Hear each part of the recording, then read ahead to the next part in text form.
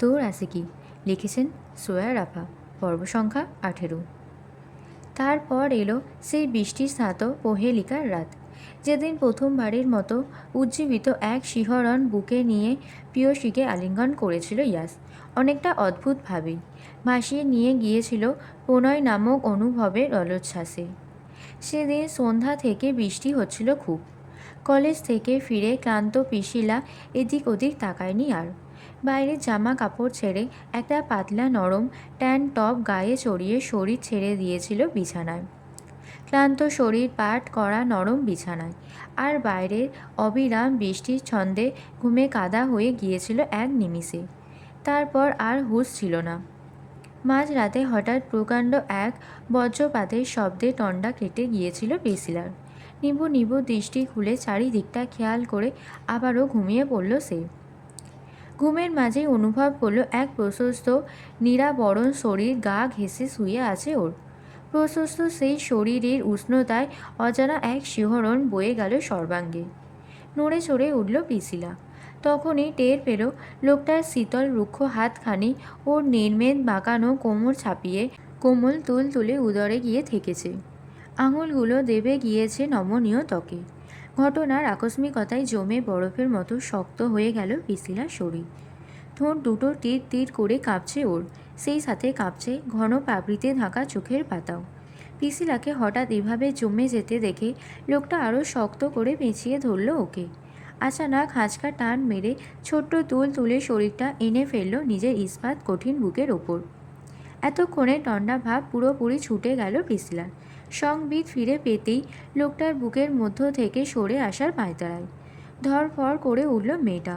আগন্তুক ততোধিক শক্তি দিয়ে দূরত্ব ঘুচালো দুজনা। পিছন দিক থেকেই ছোট্ট শরীরটাকে বুকের কাছে টেনে নিয়ে অতর্কিত মুখ ডুবিয়ে দিল প্রিয়সীর কমনীয় গ্রীবায়। শরীরে এতটা কাছাকাছি পুরুষালী তপ্ত শ্বাসে শিউরে উঠল প্রিসিলা।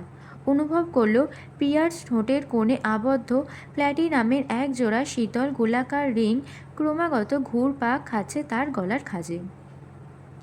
এবার আর মানুষটাকে চিনতে অসুবিধা হলো না প্রিসিলার। সহসায় ছিটকে দূরে সরে যেতে চাইল সে, কিন্তু ওই শক্ত হাতের বাঁধন থেকে মন চাইলেই ছাড়া পাবে সাধ্যিকার। পিসিলাও পেল না। অগত্যা অস্বস্তিতে জড়সড় হয়ে পড়ে রইল ছেলেটার বুকের কাছে। ঠিক সে সময় পিসিলাকে অনুভূতির অতল সমুদ্রে ভাসিয়ে দিয়ে আচানক ওর জামার ফাঁক গলে ভিতরে প্রবেশ করল আগন্তকের অবাধ্য হাত। অতর্কিতে ধর ফরিয়ে উঠল পিসিলা। সীমা লঙ্ঘন হওয়ার আগেই খপ করে চেপে ধরে প্রতিহত করল সেই হাত। ততপর আড়ষ্ট স্বরে ডেকে উঠল, ইয়াস! কেমন অদ্ভুতভাবে ডেকে উঠল মেয়েটা। এমন গভীরতার সাথে বুকের ভেতর থেকে কেউ কোনো দিনও ডাকেনি বোধহয় ইয়াসকে। সেই ডাকে সাড়া না দিয়ে পারল না ইয়াস। বুকের ভেতর থেকে চট করেই বেরিয়ে এলো প্রত্যুত্তর, ইয়েস বেবস। জীবনে প্রথমবার পিসিলাকে এতটা আদুরে সম্বোধন করল ইয়াস, যা শোনা মাত্রই এক মুহূর্তের জন্য কেঁপে উঠল তার বুক। ভিতর ভিতর অজানা এক প্রশান্তি খেলে গেল। মুখ ফুটে শব্দ বেরোলো না কোনো। ইয়াস আবারও ওর গলার খাঁজে মুখ ডাবিয়ে নাক ঘষতে নিলে দু হাত ঠেলে ওকে দূরে সরালো পিসিলা। অনুনয়ের স্বরে বলল, ইয়াস প্লিজ। কি হয়েছে? ইয়াসের কণ্ঠটা আচ্ছন্নের মতো শোনালো। ফলস্বরূপ আরও বেশি গুটিয়ে গেল প্রিসিলা। কোনো মতে ঠোঁট নাড়িয়ে জবাব দিল, পাপা আমাদের ডিভোর্স ফাইল রেডি করেছে। প্রিসিলার কথায় ইয়াসের মাঝে বিশেষ কোনো হেলদোল দেখা গেল না। নির্বিকারে সে মুখ ডোবালো মেয়েটার খোলা চুলের ভাঁজে।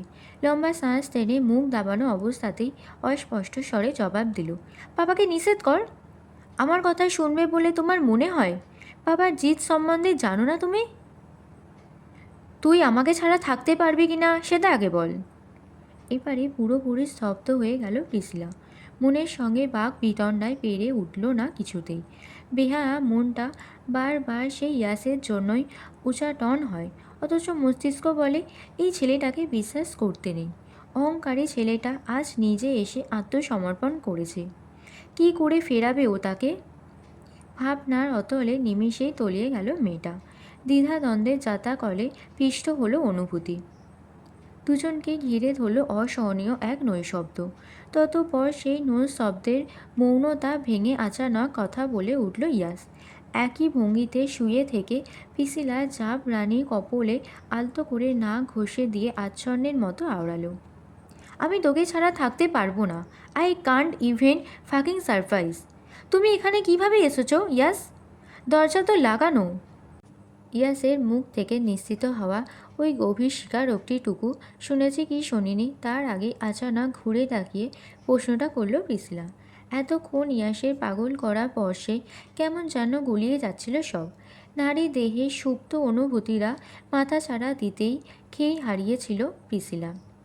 তিক্ত বাস্তবতা ভুলে পাগল পাড়া হতে চাইছিল মন, কিন্তু মস্তিষ্ক যতক্ষণে সজাগ হলো ততক্ষণে প্রিসিলা ইয়াসের কবজায়। কিন্তু এই ঝড় বৃষ্টির রাতে এখানে এইভাবে এক বিছানায় কি করে চলে এলো ছেলেটা? টনক নড়তেই প্রশ্ন ছুড়ল প্রিসিলা। ইয়াসের মাঝে হেলদোল হলো না কোনোরূপ। সে নির্বিকারে জবাব দিল, কেন এসেছি, কিভাবে এসেছি, কোথা থেকে এসেছি এসব প্রশ্ন করবি না কখনো।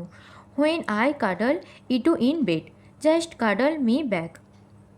বলেই আরেকটু গভীরভাবে আলিঙ্গন করতে চাইল প্রিসিলাকে, কিন্তু তার আগেই ওর বুকের ওপর দুহাত রেখে ঠেড়ে সরালো প্রিসিলা। জোরে জোরে শ্বাস ফেলে বলল, এটা ঠিক নয় yes, we are not that kind of couple. Then why kind of couple are we? মাথার ওপর দিয়ে মেয়েটার দু হাত কবজিবন্দি করে চোখে চোখ রেখে প্রশ্নটা করল ইয়াস। ওর ওই মাদক আবিষ্ট চোখে এক দণ্ড চেয়ে থাকতে পারল না প্রিসিলা।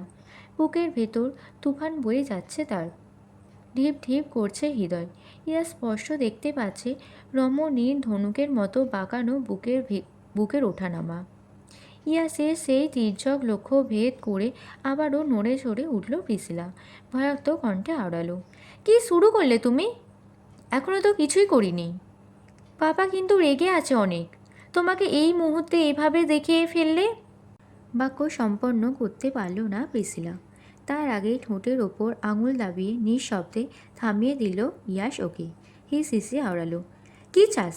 এই মুহূর্তে পাপা আর মাম্মা রুমে এসে দেখুক আমরা এসব করছি। কি সব করছি? ভড়কে গেল মেয়েটা। জবাবে ইয়াস বলল, তাহলে এত ছটফট করছিস কেন? ঠান্ডা মাথায় আমাকে একটু তোর কাছাকাছি থাকতে দে। ইয়াসের শেষ কথাতে প্রিসিলার অন্তর গহীনে এক চিলতেই সুখ সুখ হাওয়া বয়ে গেল। সবচেয়ে অপছন্দের মানুষের আশ্রয়স্থল হতে পেরে নিজেকে কেমন পরিপূর্ণ মনে হলো। একইভাবে বুকের ভেতর গেড়ে বসল একটা অজানা ভয়। সেই ভয়ের তীব্রতা নিমেষেই গ্রাস করল প্রিসিলার সকল অনুভব। ঠোঁট ফসকে বেরিয়ে এলো একটা অপ্রত্যাশিত বাক্য, আমার অস্বস্তি লাগছে ইয়াস, প্লিজ ছেড়ে দাও। তৎক্ষণাৎ একটা শব্দ অপমানে থম থম করে উঠল ইয়াসের ধারালো মুখ। ছেড়ে দিল সে প্রিসিলাকে। নিঃশব্দে উঠে গিয়ে শার্টের বোতাম লাগাতে লাগাতে বলল, সময় দেওয়া হলো, মেক ইট ইজি। ততপর শ্মশানের মতো নীরব হয়ে গেল চারপাশ। বাইরে বৃষ্টির ঝমঝম শব্দ ছাড়া আর কোনো আওয়াজ নেই কোথাও। শুনশান সেই নৈশব্দের মাঝেই ঘরে থাকা ল্যাম্পশেডের ক্ষীণ আলোয় পিছলা দেখল একটা লম্বা পুরুষালী অবয়ব মাথা অবধি হুডি টেনে দুটো পায়ে বারান্দা থেকে বেরিয়ে গেল। পিছলার জন্য রেখে গেল কেবল একটা ফাঁকা দীর্ঘশ্বাস। পরের দিন সকালে কলেজে আবারও অপ্রত্যাশিতভাবে দেখা হয়ে গেল ইয়াসের সঙ্গে। সেদিন ছিল সিনিয়রদের সমাবর্তন অনুষ্ঠান। যেহেতু গ্র্যাজুয়েটদের জন্য এই আয়োজন, তাই স্বাভাবিকভাবেই ইয়াস, নিকো, জ্যাকব ওরা সবাই উপস্থিত ছিল ক্যাম্পাসে। আর ইয়াস এসেছিল বলেই কালে ভদ্রে ক্লাসরুমে পা না মারানো রোজেরও দেখা মিলেছিল সেদিন। খুব বড় সড়ো একটা গ্র্যাজুয়েশন সেরেমনি। প্রফেসরদের ভাষ্য মতে কলেজের সবচেয়ে মেধাবী, ট্যালেন্টেড এবং পাওয়ারফুল স্টুডেন্টগুলো বের হবে এই ব্যাচ থেকে। চারিদিকে ব্যাপক আয়োজন। সিনিয়ররা যেমন নতুন জীবনে পদার্পণের প্রত্যাশায় উন্মুক্ত হয়ে আছে, তেমনি ফ্রেশাররা করছে তাদের জন্য এক স্মৃতিমণ্ডিত বিদায়ের আয়োজন। আজ কলেজে আসার কোনো প্রকার ইচ্ছে ছিল না প্রিসিলার, কিন্তু প্রফেসর রবার্ট খুব কড়াভাবে বলে দিয়েছেন ডেকোরেশনের পেন্টিংগুলো যাতে প্রিসিলা নিজ হাতে করে দিয়ে যায়। অগত্যা ইচ্ছে না থাকা সত্ত্বেও হাতে করা ছবিগুলো জমা দিতে আজকে কলেজে আসতেই হলো পিসিলাকে। ক্যাম্পাসে পা রাখা মাত্রই কোথা থেকে যেন তিরিং বিরিং করে উড়ে এলো নোভা। এসেই পিসিলাকে একটু টিপ্পনি কেটে বলল, হে মিসেস ইউভান। পিসিলা নিঃশব্দে চোখ রাঙালো, এদিক ওদিক চোরা চোখে তাকিয়ে বলল, রোজ শুনলে খবর আছে। রোজে শোনা না শোনা দিয়ে কি যায় আসে? তাছাড়া একদিন না একদিন তো ঠিকই শুনবে। নোভার কথা শুনে তপ্তশ্বাস ফেলল পিসিলা। বিমর্ষ গলায় জবাব দিল, তারপরও আমি স্যার নেমে অভ্যস্ত নই নোভা। পিসিলার সঙ্গে যাওয়া দিই ঠিক আছে। বিপরীতে নোভা উন্মুক্ত হয়ে বলল, হাউ অ্যাবাউট প্রিসিলা যাওয়াত ইউভান? এবারও এক চিলটে মৃদু হাসি ফেরত দিল পিসিলা। তখনই নোভা লক্ষ্য করল পিসিলার গলার ভাঁজে বেশ কিছু কালচে বেগুনি ক্ষত, পর পর অনেকগুলো, যা দেখা মাত্রই অতর্কিতে চেঁচিয়ে উঠল নোভা। এহেন গলা ছেঁড়া আওয়াজ শুনে পিসিলা সহ ক্যাম্পাসে উপস্থিত সবগুলো প্রাণীই অদ্ভুত চোখে তাকালো ওর দিকে। নোভা চারিদিকে লক্ষ্য করে জোরপূর্বক হাসল। ততপর পিসলার দিকে ঝুঁকে এসে হিস হিসিয়ে বলল, সারনেম নিতে এত সমস্যা, আর গলায় যে লাভ বাইট নিয়ে ঘুরছো সে বেলায়? এবারে হতচকিত হলো প্রিসিলা। বহু কুঞ্চন করে প্রশ্ন করল, লাভ বাইট? তুমি সকালে আয়না দেখোনি?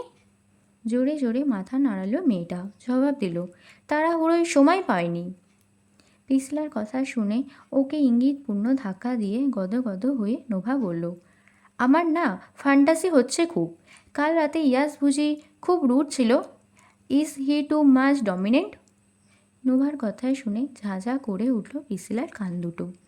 সত্যি সত্যিই মানস স্পটে ভেসে উঠল কাল রাতে সেই অনাকাঙ্ক্ষিত স্পর্শের কথা। ইয়াসের আদরগুলো আশ্চর্য সুন্দর, উন্মাদিত তবু দুষ্প্রাপ্য। ওই ঠোঁট, ওই হাত, ওই শরীরের ছোঁয়া এখনও মনে হয় সর্বাঙ্গে লেপ্টে আছে প্রিসিলার। চোখ দুটো বন্ধ করলে এখনও শিউরে ওঠে শরীর। মনে হয় ঘুম ঘুম সেই এলোমেলো অনুভূতিটুকু এইভাবেই থেকে যাক। ইয়াস ইউভানের স্পর্শগুলো সব সময় জীবন্ত হয়ে শরীরে লেগে থাক। কাল রাতের স্বপ্নের মতো সেই মুহূর্তগুলো মনে পড়তে আবারও শিরশির করে উঠল পিসলার পায়ের তলা। অকস্মাৎ হাতার মধ্যে থমকে গেল মেয়েটা। বেশ অদ্ভুতভাবেই রক্তিম আভায় চেয়ে গেল তার ফর্সা কোমল মুখ, যা দেখে নোভা আবারও টিজ করল ওকে, ইউ আর ব্লাশিং পিসি। কথা বলতে বলতেই ওরা দুজন ক্যাম্পাস পেরিয়ে সোজা অডিটোরিয়ামের ভিতর ঢুকে গেল। সেখানে সমাবর্তনের আয়োজন চলছে। শিক্ষকরা বক্তব্য পেশের জন্য প্রস্তুতি নিচ্ছেন। নোভা নিজেদের জন্য একটা ভালো দেখে সিট পছন্দ করলো। সেদিকে যাওয়ার পথেই সামনের সারিতে বেখেয়ালে চোখ পড়ল প্রিসিলার। তৎক্ষণাৎ চোখাচোখি হলো ইয়াসের সঙ্গে। খুব অপ্রত্যাশিতভাবেই চোখ গিয়ে আটকালো ইয়াসের বাহ্যিক সাজসজ্জায়।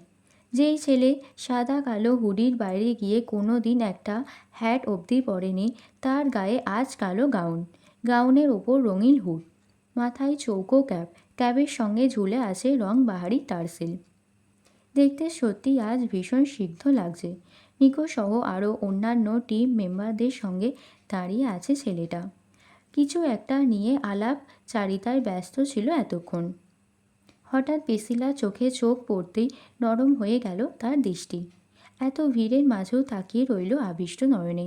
চাউনিতে অপ্রকাশ্য একটা মুগ্ধতা লেগে আছে ওর। ইয়াসের অমর নিরবিচ্ছিন্ন দৃষ্টির মুখোমুখি হয়ে পিসলা একটু আড়ষ্ট হলো। কালকের ঘটনার পর থেকে এই মানুষটার মুখের দিকে তাকাতেও অস্বস্তি হচ্ছে ওর। ভুল কমে চোখ পড়ে গেলে কেমন উষ্ণতায় ছেয়ে যাচ্ছে মুখমণ্ডল। কলেজের হার্টথ্রোব এই নাক উঁচু অহংকারী ছেলেটাই কাল ওর জন্য অমন পাগলামো করেছিল ভাবতেই শরীরের মাঝে অতর্কিত এক বিদ্যুৎ খেলে গেল পিসিলার। এখনকার ইয়াসের সঙ্গে কালকে সেই মানুষটাকে মেলাতেও খুব কষ্ট হলো। উতাল পাতাল হাজারো ভাবনার অতলে তলিয়ে যাচ্ছিল পিসিলা। ঠিক সেই মুহূর্তে নিকো এসে নোভাকে নিজের সঙ্গে নিয়ে গেল। নিকো চায় তার জীবনের স্মরণীয় মুহূর্তগুলো নোভা নিজের হাতে ক্যাপচার করুক। নোভা চলে গেলে পিসিলা আবারও দৃষ্টি তুলে তাকালো সামনের সারিতে। ইয়াস এখনও নিজের সিটে একইভাবে বসে আছে। তাকা তো দূরে থাক, দ্বিতীয়বারের জন্য ভুলেও আর তাকালো না এদিকে। তার এই আচরণে পিসলার মনে একটা মেদুর ছায়া পড়ল।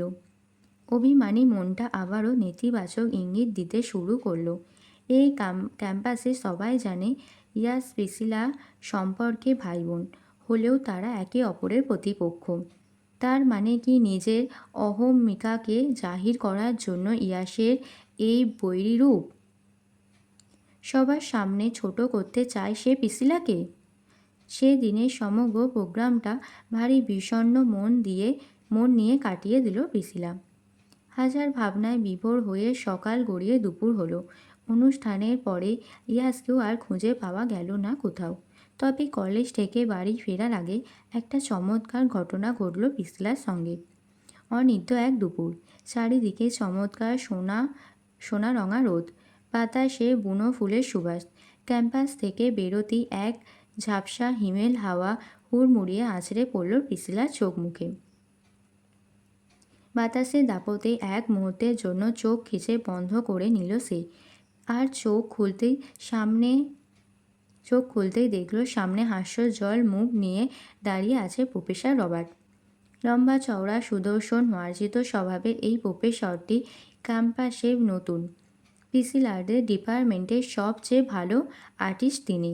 কালজয়ী থেকে আধুনিক সকল ছবিই তার হাতে জীবন্ত হয়ে ওঠা। ক্যাম্পাসে তাকে তুলির জাদুঘর নামেও চেনে অনেকে। হাজারো গুণে গুণান্বিত এই মানুষটা সম্ভবত পিসিলাকে নিয়ে কিছু অনুভব করে। এসে থেকেই পিসিলার প্রতি অন্যরকম একটা যত্নশীল মনোভাব তার। অ্যাটেন্ডেন্স ভালো হওয়া, ডিপার্টমেন্টে টপস করে থাকা, অ্যাসাইনমেন্ট সম্পন্ন করার সব ক্ষেত্রেই সামনে হোক আড়ালে হোক সাহায্য করে সে পিসিলাকে। চেহারার মতোই তার আচরণও ভীষণ মনোহর, এক কথায় জেন্টেলম্যান। এমনকি মাঝে মধ্যে বাড়িতে ফোন দিয়েও পিসিলার পড়াশোনার খোঁজ খবর রাখেন প্রফেসর রবার্ট। তার এই অত্যন্ত যত্নশীল মনোভাব যে শিক্ষক আর শিক্ষার্থীর সম্পর্কের বাইরে গিয়েও সূক্ষ্ম কিছু অনুভূতির ইঙ্গিত করে তা অজানা নয় পিসিলার। তবে মেয়েটা না বোঝার ভান ধরে থাকে সর্বক্ষণ। প্রফেসরের সঙ্গে দৃষ্টি বিনিময়ে বড্ড অনীহা ওর, তবুও মুখোমুখি হওয়ায় তাকাতেই হলো। প্রফেসর রবার্ট একই ভঙ্গিতে তাকিয়ে পিসিলাকে অভিবাদন জানালেন। Congratulation Priscilla, you got so many compliment today. Thank you professor, thanks a lot. তাকে ধন্যবাদ জানিয়ে কৃতজ্ঞতার হাসি হাসল পিসিলা। তা দেখে প্রফেসর রবার্ট মুগ্ধ নয়নে তাকিয়ে বলে উঠলেন, তোমার হাসিটা একটু বেশিই সুন্দর, আমি কথা গুলিয়ে ফেলছি। চট করে হাসি থামিয়ে দৃষ্টি নামালো পিসিলা। লজ্জায় পড়ে গিয়ে ফের কিছু বলার আগেই প্রফেসর রবার্ট জিজ্ঞেস করলেন, বাড়ি ফিরছিলে নাকি? পিসিলা মুখে কিছু না বলেই মাথা নাড়িয়ে হ্যাঁ বোধক ইশারা করল শুধু। তোমার বাড়ি তো বেড়াতে, আমিও ওখানেই উঠেছি। If you don't have any problem I can drop you. খুব সাবলীনভাবেই কথাটা বলল রবার্ট। সঙ্গে সঙ্গে এদিক ওদিক মাথা নাড়ালো পিসিলা। কণ্ঠ খাদে নামিয়ে জানালো, থ্যাঙ্কস বাট সরি স্যার, আমার সঙ্গে গাড়ি আছে। মেয়েটাকে বিব্রত হতে দেখে ভদ্রলোকের মতোই একটা অমায়িক হাসি ফেরত দিলেন প্রফেসর রবার্ট। শান্ত গলায় বললেন, ইটস ওকে দেয়ার, সরি বলতে হবে না। তোমার আন্ডারস্ট্যান্ডিং কাজের জন্য আমার তরফ থেকে শীঘ্রই ট্রিট পাবে তুমি। বাট আজকের জন্য কিছু ক্লাসিক পেন্টিং সংগ্রহ করে রেখেছি, মনে করে নিয়ে যেও কিন্তু।